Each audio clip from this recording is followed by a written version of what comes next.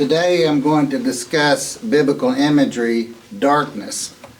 And I want you all to think about this. And we've mentioned it many times. It's a quote out of the Dictionary of Biblical Imagery, and I can't stop thinking about it, which is that the Bible speaks largely in images. Now, think about that and ask yourself, is that true? We have some people in this class who do a lot of focusing on the original languages, which I've mentioned is one of the 5 keys to a proper interpretation of the Bible. But think about, why has God put such importance on communicating to His people through images? So I'm still thinking about it, and I encourage you to do the same thing. Darkness is a prominent image in the Bible. Many Christians may be surprised to learn that God created both light and darkness. At Isaiah 45:6-7 we read, "I am the Lord, and there is no one else, the one forming light and creating darkness, causing well-being and creating disaster. I am the Lord who does all these things." Now, think about biblical imagery and think about the images as being a language, a means of communication. And when you look up something in a dictionary, you often have a primary and secondary definition, excuse me, maybe a 3 or 4 or 5, right? It could be 9. I've seen 9. But I want to focus on a primary definition or a primary image, and then a secondary image. The primary image of darkness is spiritual darkness, a place of separation from God, a place of judgment, also a place of lack of understanding and evil. That can be all wrapped up in that first image. But we also see that darkness can be used as a secondary image as being shrouded in darkness, that God is shrouded in darkness. And what do I mean by that?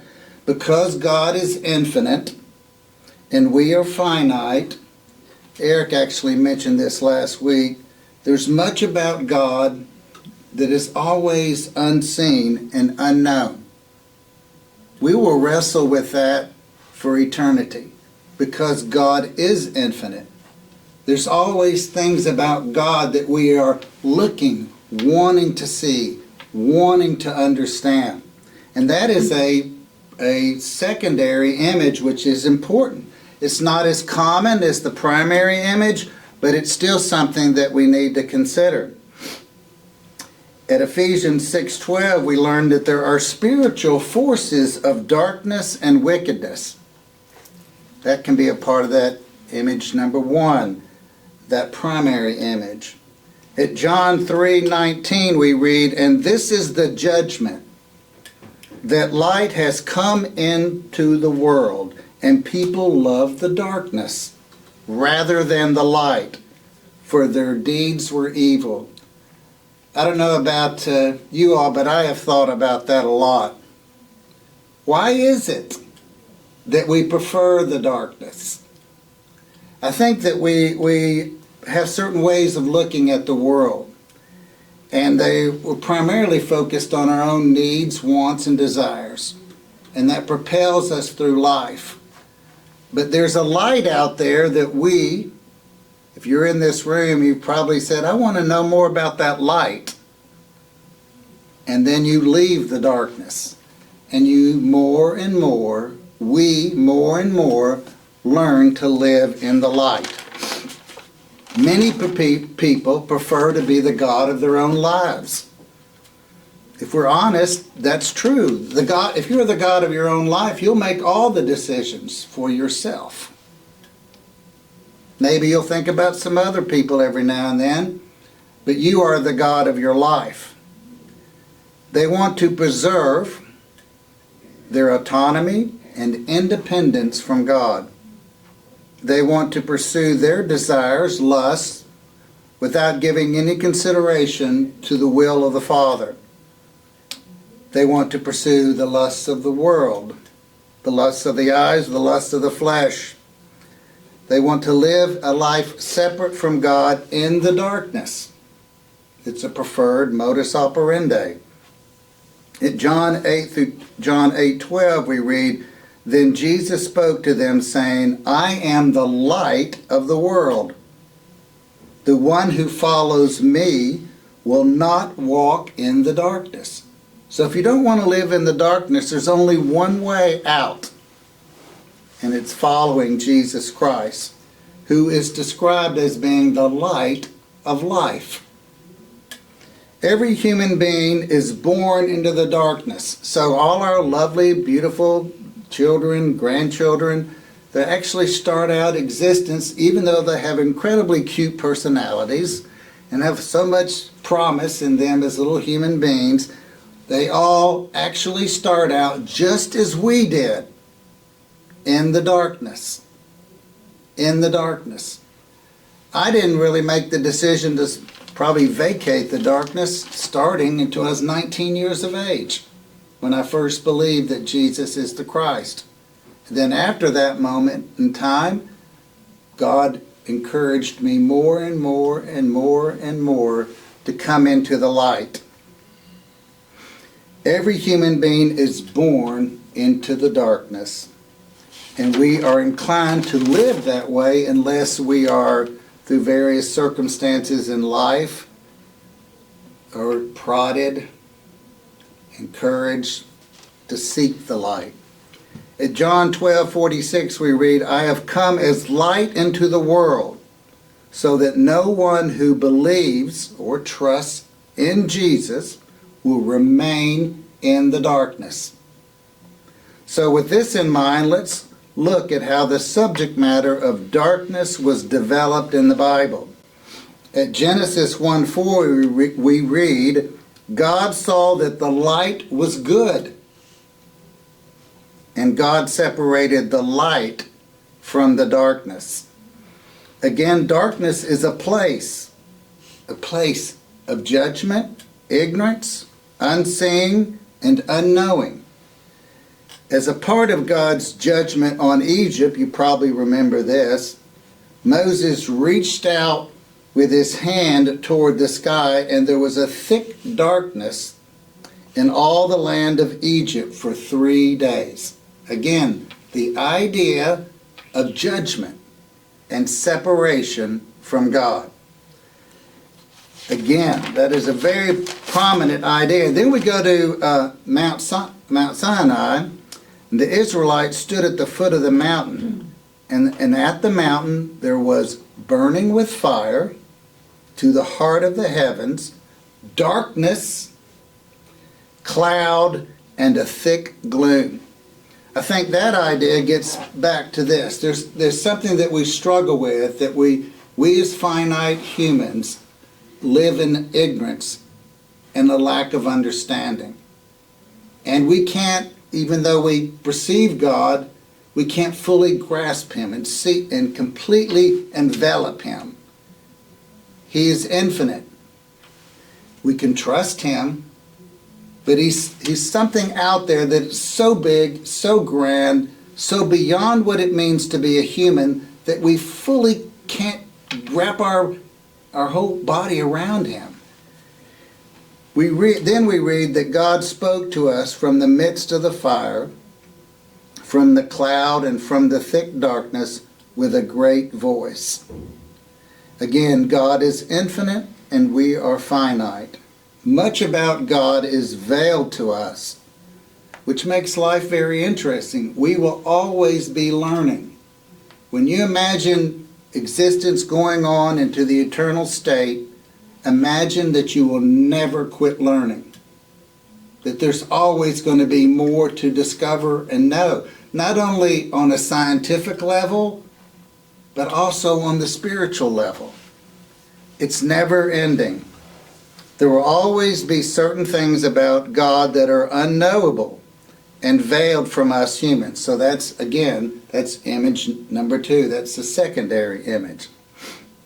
While the Israelites were escaping from Egypt, God put a thick darkness between the Israelites and the Egyptians. That's at Joshua 24:7. God separates people with darkness. We've often spoke about parts of this world shrouded in darkness, and the idea that God, that the Christian faith brought light to the world. At 2 Samuel 22:29 we read, "For you are my lamp, Lord." This is David speaking. "For you are my lamp, Lord, and the Lord illuminates my darkness." So you want to find light? It's from the Creator. And isn't it interesting that he set up this at the very beginning? That we are born into a darkness and that we're given options, and that we start seeking and groping after God. And that's the only way we can find the light. At 1 Kings 8:12, King Solomon said, "The Lord has said that he would dwell in thick darkness." Isn't that an interesting idea? Again, to some degree, God is always unknowable. Job said, "He, God, reveals mysteries from the darkness." You mentioned that last week, Eric, that there are certain things about God that are mysterious, unknown, and we need to find out and learn. At Job 29:3, Job said, "His lamp shone over my head, and by his light I walked through the darkness." So at various times in your life, you may find yourself being in a dark situation, in difficult times, and you have only one hope, really, God. At Psalm 11:2 we read that the wicked shoot in darkness at the upright in heart. Speaking of God, the psalmist said, "He made darkness his hiding place, his canopy around him, darkness of water and thick clouds." At Job 38:17, God spoke to Job and asked, "Have the gates of death been revealed to you? Have you seen the gates of deep darkness?" Sheol, what I believe that Sheol in Hades is a literal place, but it is described figuratively and through images of darkness that are associated with it. It may have certain elements of actual darkness, I don't know. I know this, that we Christians now, after having believed that Jesus is the Christ, after our death, our next destination is heaven, described as a paradise. God is always accomplishing many things, all the time, and we often have no knowledge about them.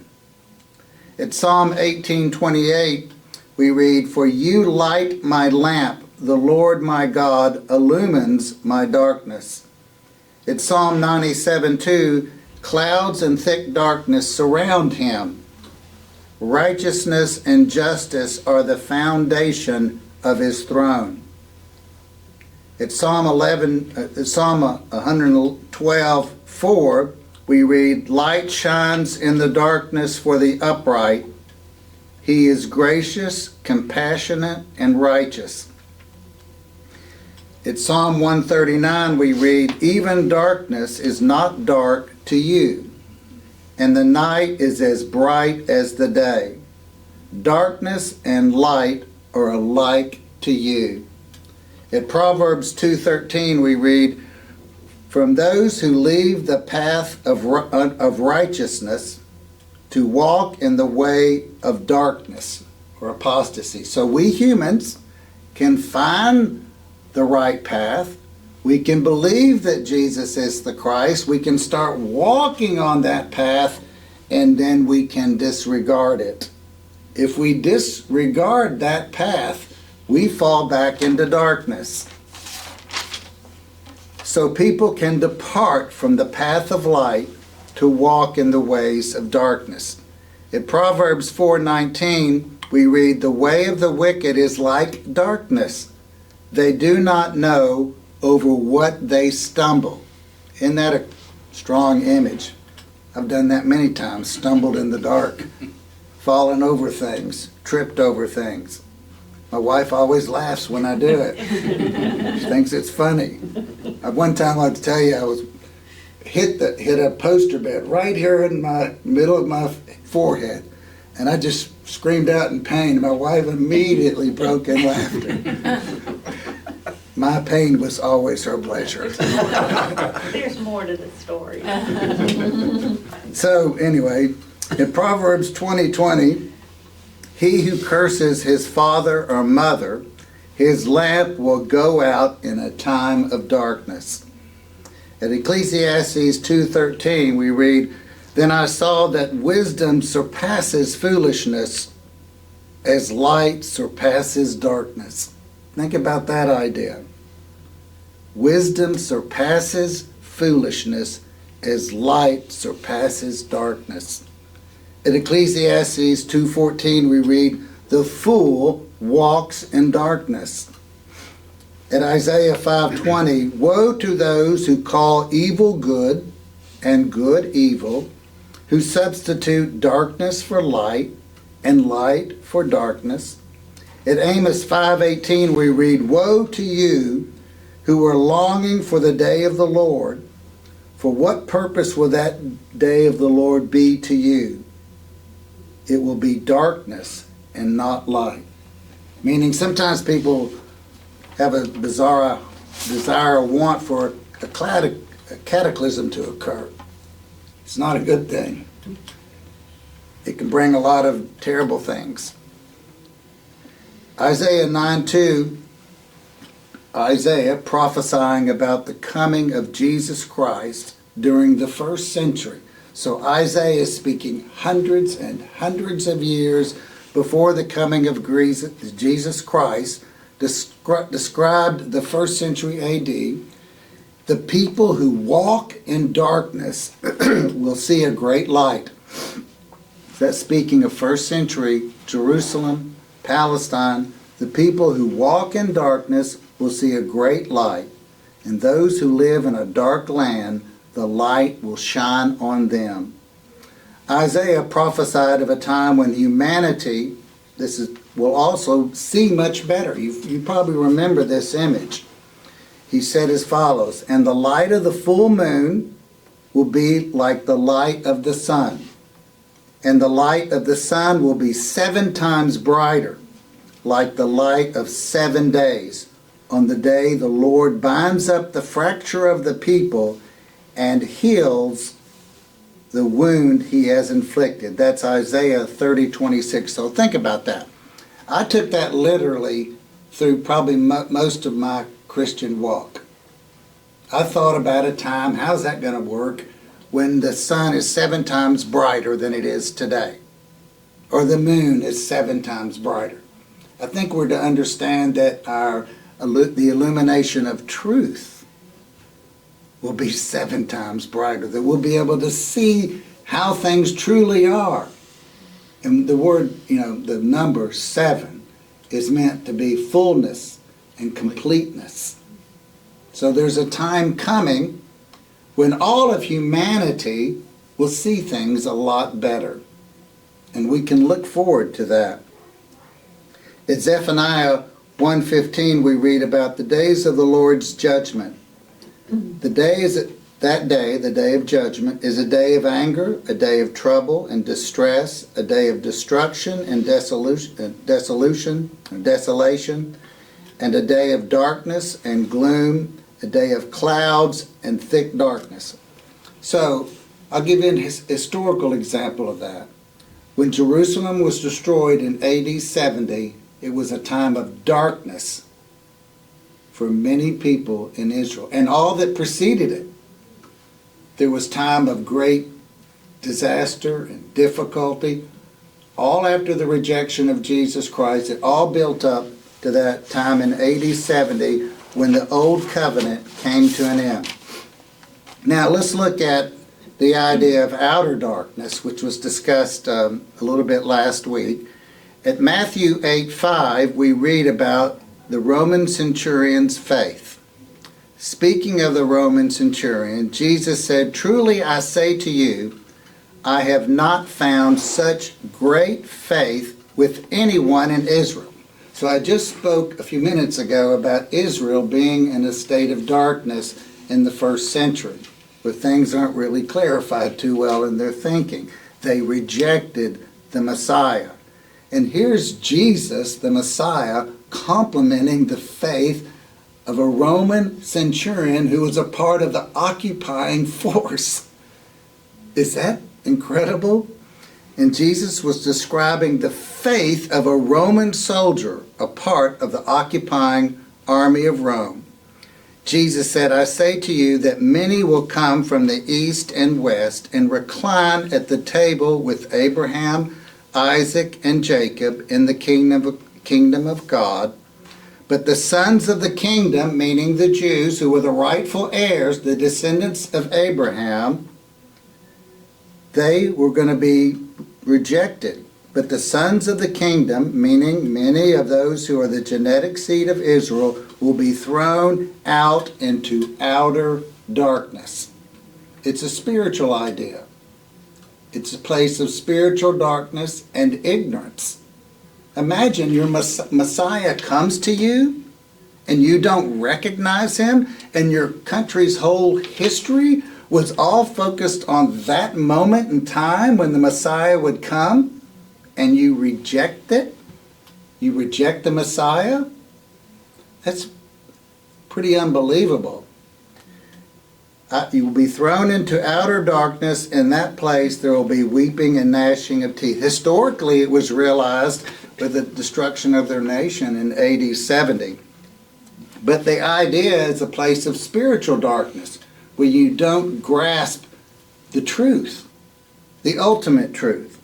To be thrown into outer darkness is equivalent to being thrown into a place of judgment. There will be great disappointment, and those will not share in the inheritance. So you can carry that out into the future. Outer darkness is a place where you don't get the blessings that God has designed for you, wants you to have, because you live in a place of spiritual darkness and you don't appreciate what God has given you and is giving you.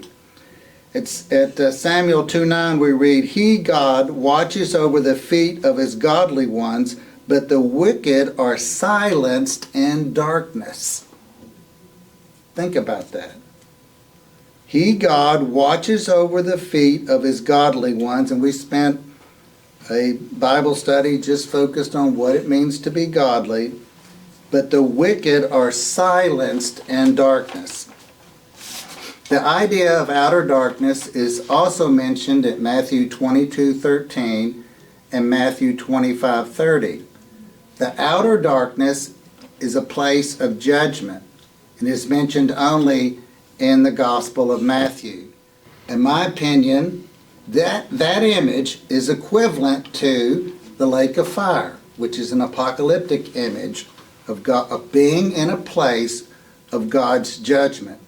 In fact, I would say that outer darkness, the lake of fire, Gehenna, eternal fire, and eternal punishment are all images of God's judgment and wrath directed at the disobedient and unfaithful. They are synonyms. Synonyms. But in one sense, these images, think about the images that I just mentioned, are radically different. For example, let's compare the lake of fire, emphasizes the judgment of God. It's an apocalyptic image, it's only seen in the book of Revelation. The outer darkness emphasizes the ignorance. So you got fire on one hand, you got darkness on the other hand. The darkness focuses on their lack of understanding, their ignorance of those being judged, found in a place of judgment. Gehenna, as you recall, is actually a valley. So you've got a lake that's on fire, that's one image. You've got outer darkness, that's another image. And then you've got a valley that is famous for idolatry. And idolatry, of course, happens when we put other things before God. It can actually be a false god. It could even be things like greed. When we put too much importance on something else that in our existence, if we make that more important than God. So you have a valley of idolatry that was a historical reality that went all the way back to Josiah, who defiled the valley because it had been used as a place of worship of false gods, to include the killing of children, the burning of children.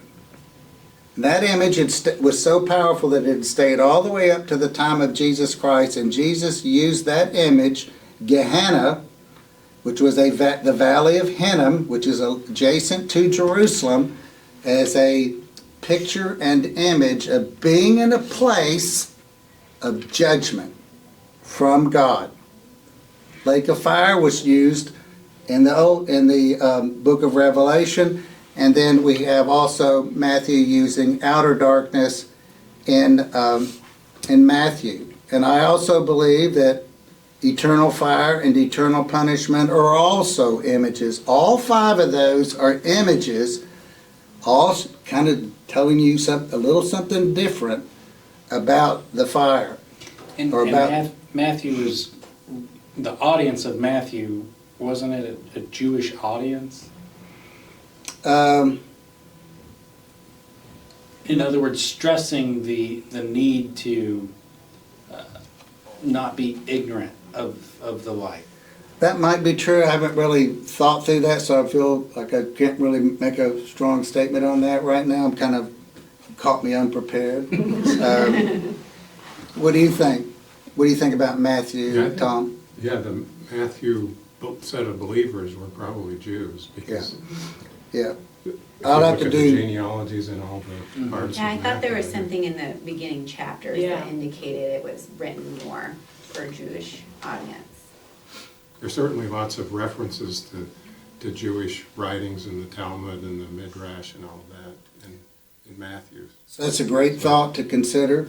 We'll keep exploring that. At Ephesians 5:5 we read, "For you were once in darkness," speaking to Gentiles, "but now are light in the Lord, walk as children of light." So we were once in darkness. That's all of us. All the Gentile world was in darkness. At Colossians 1:13 we read, "For he, Jesus, rescued us from the domain of darkness and transferred us to the kingdom of his beloved Son." Again, writing to Gentiles, and we all were born into darkness. That's hard for us to wrap that idea, clearly embrace it, because our children or grandchildren are such precious little things, and we have a hard time accepting the reality that we were all born in darkness. And we can pursue a life that has nothing to do with God, or we at some point in time can say, you know what, maybe I need to have a relationship with my Creator. At 1 Peter 2:9 we read that we have been called out of darkness and into his marvelous light. At Romans 1:21 we read, "For even though they knew God, they did not honor him as God." So every human has some idea of God, some sense of God, but even though they knew God, they did not honor him as God or give thanks, but they became futile in their reasoning, and their senseless hearts were darkened. Darkened. So if we like the darkness, we can become darker. And that's a scary thought. And we've probably seen that happen in history many times. At Acts 26:18 we learn that Paul was sent to the Gentiles to open their eyes so that they may turn from darkness and the power of Satan to God. And then at Ephesians 4:17 through 18 we read, "So I say this, and affirm in the Lord that you are no longer to walk as Gentiles walk. So all those people that you grew up next to that seem like really nice people, that's fine. You can be friendly and loving and a good representative of the Lord, but we are not supposed to walk as they walked, in the futility of their minds, being darkened in their understanding, excluded from the life of God because of the ignorance, the idea of ignorance, because of the ignorance that is in them, because of the darkness that is in their heart. So in summary, it is my opinion that darkness is a important image in the Bible, and that it has two primary ideas. One being it's spiritual darkness, and the other is that God is sometimes shrouded in darkness. And then we see here, as we've just discussed, that all of these images, whether it's outer darkness, the lake of fire, Gehenna, eternal fire, or eternal punishment, are all images of being in a place of judgment, with also connotations of ignorance and a lack of understanding.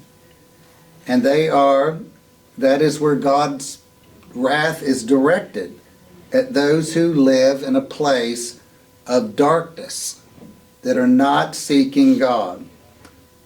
Therefore, think about those things, and otherwise have a great and wonderful Sunday. Thank you very much.